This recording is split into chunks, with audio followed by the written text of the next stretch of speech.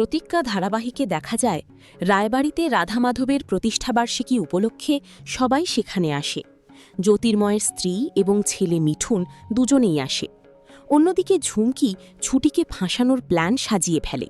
যে হার ছুটির দায়িত্বে ঠাম্মি দেয় সেই হারটাই নদীতে ছুঁড়ে ফেলে দেয় ঝুমকি। তবে ছুটে যায় ছুটি।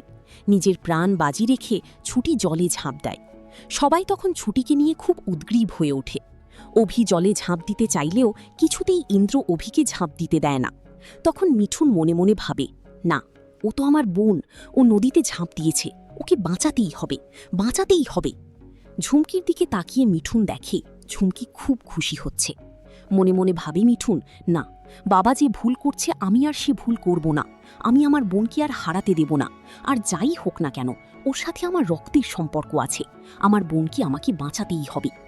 মিঠুন আনমনে নিচে নামতে থাকে। মিঠুনের বাবা মিঠুনকে বলে, এ কি মিঠুন, কোথায় যাচ্ছিস, কোথায় যাচ্ছিস বল? মিঠুন তার বাবাকে বলে, বাবা, ভুলে যেও না, ছুটি আমার বোন, ওই আমাদের পুরী, ওকে আমাদের বাঁচাতেই হবে। অভি ছুটতে ছুটতে নিচে নেমে চলে আসে। মিঠুনের আগেই অভি জলে ঝাঁপ দেয়। আর তারপর অভি ছুটিকে জল থেকে উঠিয়ে নিয়ে আসে। কিন্তু ছুটি অচেতন হয়ে থাকে, কোনো জ্ঞানই থাকে না ছুটির।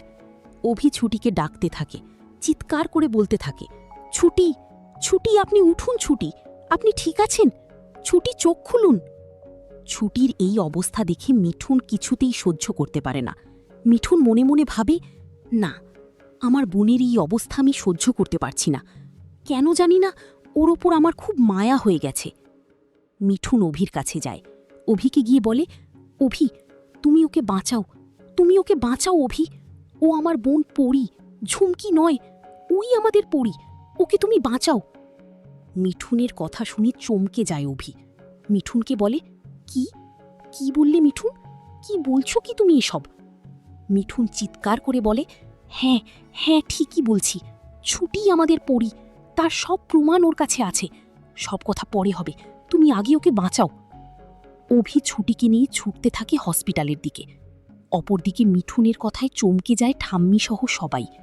ঝুমকি মনে মনে ভাবে, এই রে, আমি তো ফেঁসে গেলাম, এই মিঠুন মুখ খুলে দিল, সত্যিটা জানিয়ে দিল। অপরদিকে জ্যোতির্ময় ভাবতে থাকে, এটা কি করলো আমার ছেলে, আমাকেই ফাঁসিয়ে দিল। এবার কি হবে?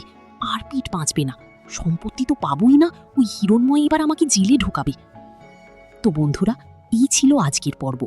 ভালো লেগে থাকলে লাইক কমেন্ট করে জানাতে ভুলো না।